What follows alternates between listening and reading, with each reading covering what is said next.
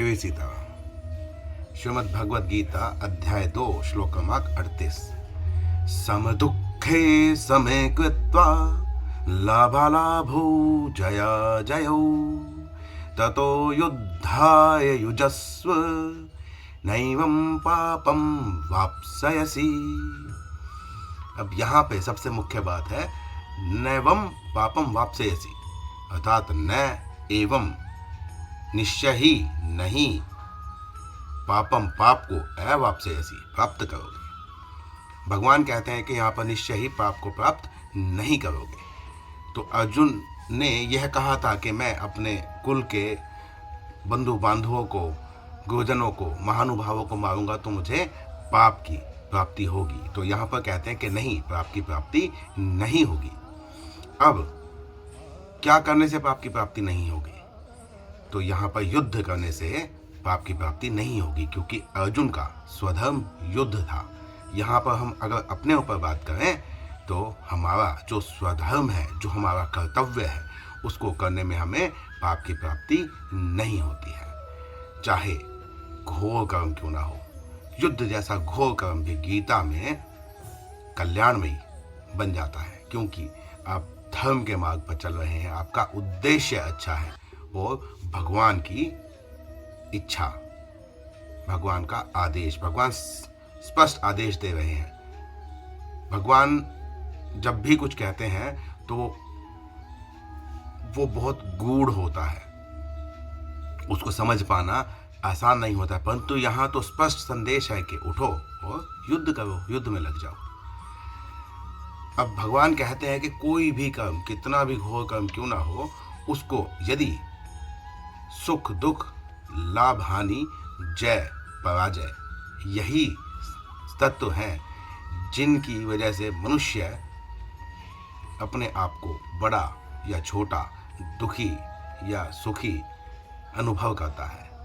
अगर इन सब तत्वों में, इन 6 तत्वों में मनुष्य समत्व को प्राप्त कर ले, समत्व अर्थात सम हो जाए, एक जैसा देखे, दुख को में दुखी ना हो, सुख में सुखी ना हो। अर्थात ऐसा नहीं है कि दुखी और सुखी नहीं होता है, क्योंकि हम जीव हैं तो ऐसा हमारे साथ हो जाता है, परंतु उससे राग नहीं करना।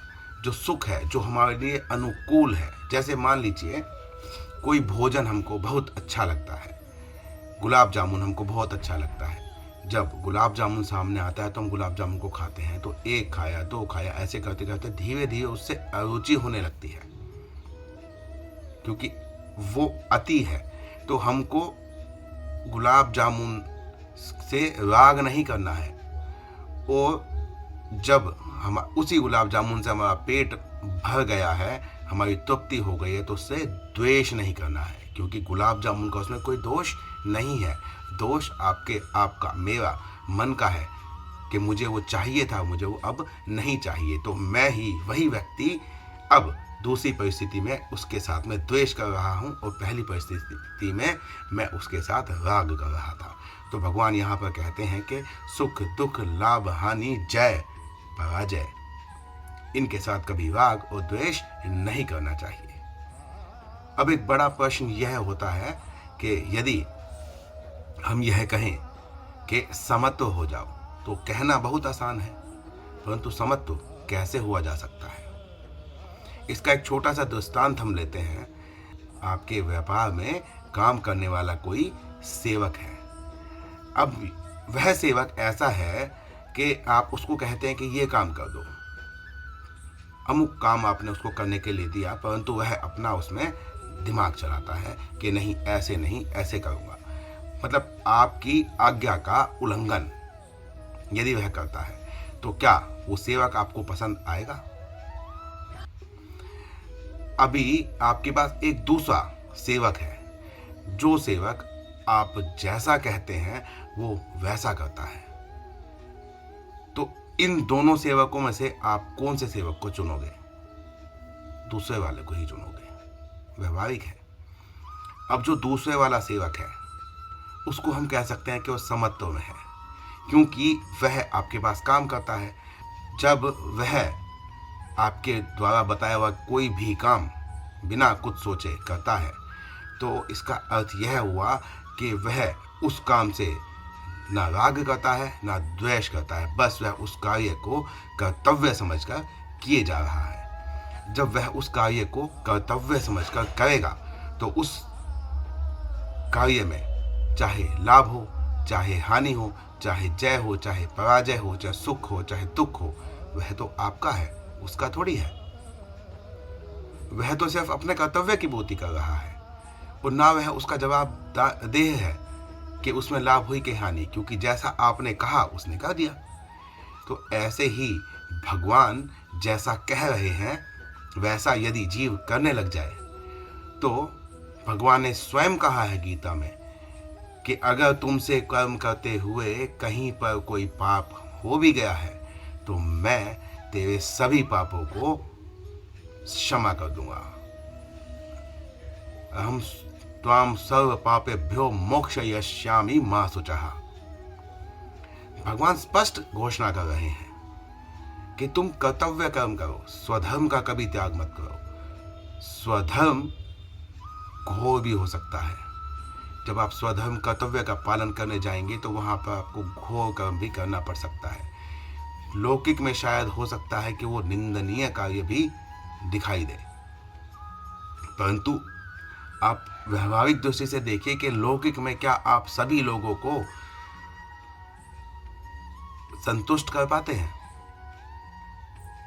सभी लोगों को संतुष्ट कर पाना संभव नहीं है, चाहे कोई भी हो। एक पिता अपने अगर उनको 5 संतानें हैं तो 5 संतानों को वो संतुष्ट नहीं कर सकता, क्योंकि 5 में से कोई संतान ऐसी होगी जो यह कहेगी कि नहीं, तुमने उसके लिए ज़्यादा किया और मेरे लिए कम। यही व्यवहारिक है।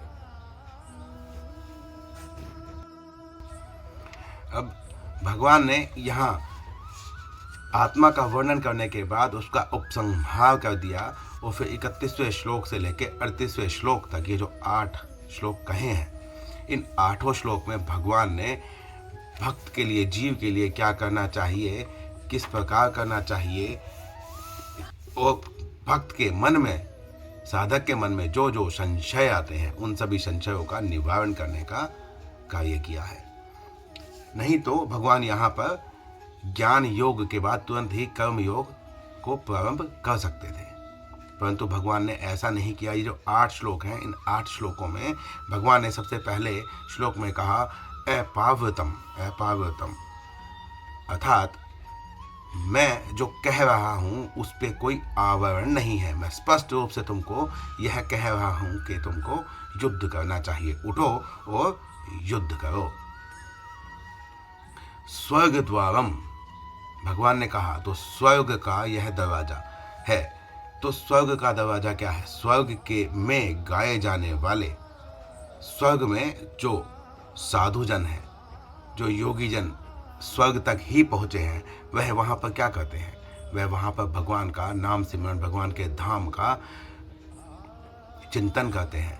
तो जो स्वर्ग लोक में गाया जाता है वह वैकुंठ धाम तुम्हें प्राप्त होने वाला है। उसका दरवाजा तुम्हारे लिए खुल गया है, क्योंकि तुम अपने स्वधर्म का त्याग नहीं कर रहे हो।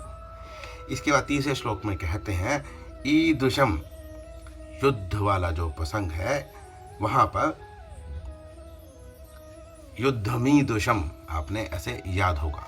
तो वहां पर ईदृशम कहते हैं, ई का अर्थ होता है शरणागति, श्री की शरणागति। इस प्रकार धर्ममय होकर, तुम धर्ममय होकर इस युद्ध को करो, धर्म का आचरण करके इस युद्ध को करोगे, इस अपने स्वधर्म को निभाओगे तो तुमको कभी भी पाप की प्राप्ति नहीं होगी। यहाँ पर एक बात और हम कह सकते हैं कि जैसे कोई एक कार्य करने से हमको 2 फल मिलते हैं। यदि हम आम के वृक्ष में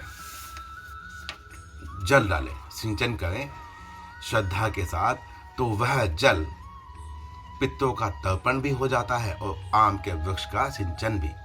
तो कार्य ऐसा होना चाहिए जिससे लोक और परलोक दोनों सुधर जाए।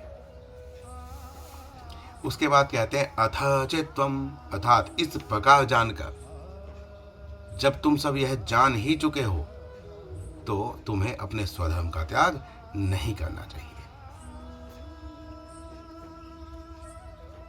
फिर कहते हैं अवाच्यदान,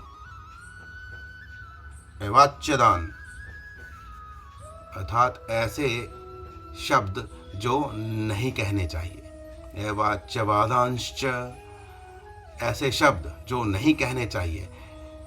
ऐसे शब्द तुमको कर्ण, दुर्योधन आदि द्वारा कहे जाएंगे, क्योंकि तुमने मेरी शरणागति ग्रहण की और फिर बाद में तुमने वह नहीं किया जो मैंने तुम्हें कहा।